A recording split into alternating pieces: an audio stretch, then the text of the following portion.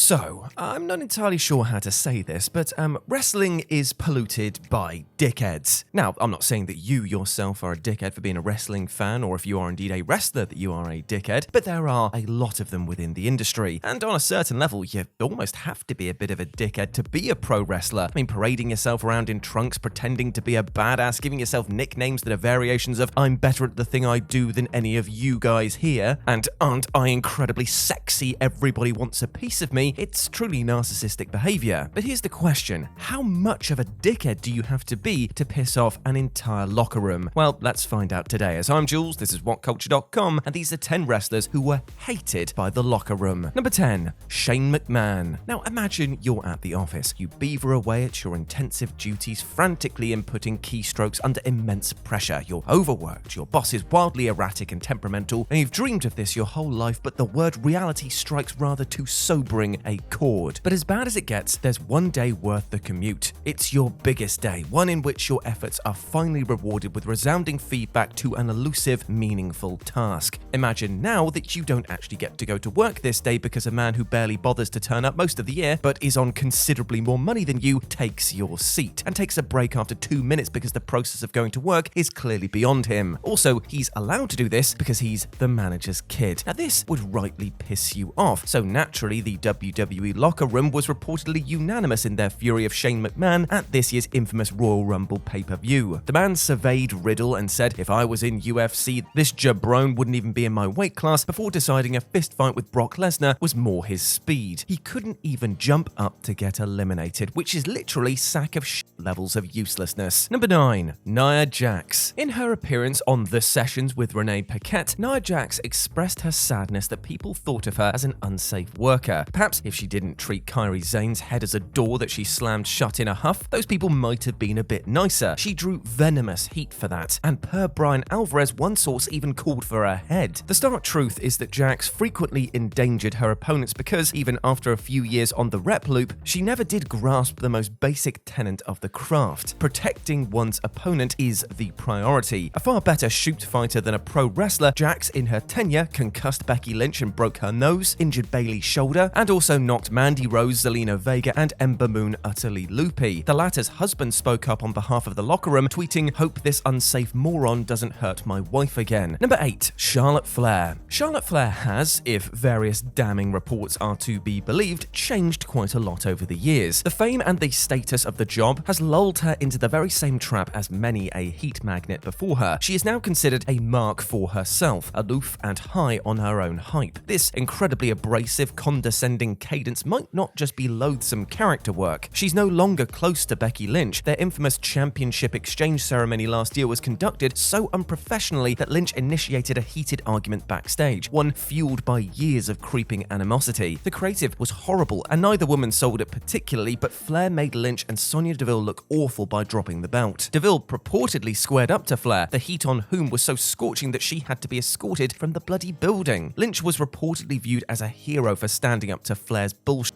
which appears to have alienated her peers for quite some time. Further hints were sprinkled across social media during the Royal Rumble that both Bayley and Trish Stratus appeared to collaborate over a piss-taking mocking Flair's elimination from the titular match. If this was in jest, it would appear to be an outlier, as Meltzer reported late last year that Charlotte has created resentment for insisting on doing flashy babyface moves, even adding more to her arsenal in a heel role capacity. Her shrugging at the concept of bumping can't help either. Number 7, The Miz. Mostly, one can understand why the locker room despises one particular person. If everybody thinks you're a dickhead, it is very likely that you are, in fact, a dickhead. In a dark subversion of the "no, it's the children who are wrong" truism, the SmackDown locker room of the 2000s was ridiculed by horrendous overgrown kids high on power and the fake worked strength with which they sold themselves as badasses. WWE's monopoly over WCW didn't just ruin North American wrestling as a TV product, it turned a pack of mid-card acts and B-level headliners into thinking that they were Jim Londos. They were amongst the biggest stars in wrestling by proxy, and they thought a billionaire's easy victory was their doing. They were your Undertakers, your JBLs, your Chris Benoits, your hardcore Hollies, and they terrorized the developmental prospects because they were rancid and rather deluded. And The Miz, in all of this, accidentally spilled crumbs on Benoit's bag and had an air of confidence about him, and his punishment for this was that he was forced to get dressed in a toilet for 6 months. That'll learn him to have natural charisma and a shortcut to the fame that half of them bumped stupid stuff just to sniff. Number 6, Buff Bagwell. So let's just face facts here. Take a look at Buff Bagwell. Is this a man who was destined to work as an administrative assistant, go home to his cherished wife and build model ships in his spare time? No, of course not. This was a man put on this earth to be a grating, overbearing arsehole who believed his own hype. I mean, just look at him. He had a face that only a mother could love, and God rest her soul, did Judy love him. Too bloody much, if anything. Her constant calls to the office, petitioning his booking, appalled the WCW locker room. It was no different in the WWF, where his absolute shit-eating grin and his legendary opinion of his own ability made everybody think that he was just a delusional jackass. The man thought that he was The Rock because he had a nickname that rhymed. Number 5, The Outsiders. In the 1980s, the WWF locker room actively loved working shows that Hulk Hogan headlined. He was a gigantic draw and the money trickled down to their envelopes. It was an altogether different time in the 1990s. Kevin Nash and Scott Hall were massive draws, but they could barely be bothered to work house shows. Eric Bischoff has claimed on 83 Weeks that this decision was purely storyline. How would it look were the Renegade Outsiders promoted ahead of time? Regardless of where the truth lies, Nash and Hall weren't exactly popular amongst the locker room. Not only did they smirk at their own rep as aloof, work-shy stars, they actively antagonized the wrestlers whose hard-bumping performances set the tone on those halcyon Mondays. Hall was considered the more abrasive of the two. When he wasn't pissing on Chris Benoit's boots just because he had the power to do it, he, for no reason at all other than pitiful jealousy, told Chris Jericho that he shouldn't bother working long matches. Do 5 minutes and f off, nobody is there to see you, was the tone. And while Nash went on to evolve into a beloved meme figure for his piss-funny shoot interviews and self-deprecating social media presence, he was loathed back then. Number 4, Shawn Michaels. Shawn Michaels didn't see eye to eye with the WWF locker room of the mid to late 1990s, because he had both of them squarely focused on the clique and then also who to get fired next. A smug egomaniac with unprecedented influence over Vince McMahon, Michaels, much like a serial killer's embryonic animal killing phase, first directed his shithousery to expendable prelim guys and mid-card acts. If somebody other than him had temerity to think of themselves as being above their station, they were absolutely fucked. At the slightest hint of ego or underperformance, Michaels pissed, moaned, and maintained his spot. No target was too tough or too big of a star. He bollocked Vader mid-match and outright told Bret Hart he'd never do a clean job for him. The locker room despised his attitude. He wasn't just a toxic, showboating prick, he threatened their livelihoods, much less morale. Fueling the resentments towards Michaels all the more is the fact that Michaels was just astonishing at his craft, pinballing across the ring and drawing heat with his phenomenally loathsome presence. Few other heel performers were able to generate as much excitement without betraying their role. Number 3, Triple H. You won't read widespread reports of the sheer extent to which Triple H was despised, because he was despised for the exact reason that most won't say anything. He had the power to sabotage the career of most performers. He truly was the game. It's still astonishing to write that in the past tense, but for the vast majority of the 21st century, Triple H held a level of power comparable only to Hulk Hogan, without formally operating a dual role as a booker. CM Punk was the voice of the voiceless for fans who were longing for a meritocracy that was never realized. He also was the voice of the boys. On The Art of Wrestling, he revealed that he resented Triple H for taking a sledgehammer to his momentum and angling for a match 3 years later, just so that he could have a good one and say, "What are you bitching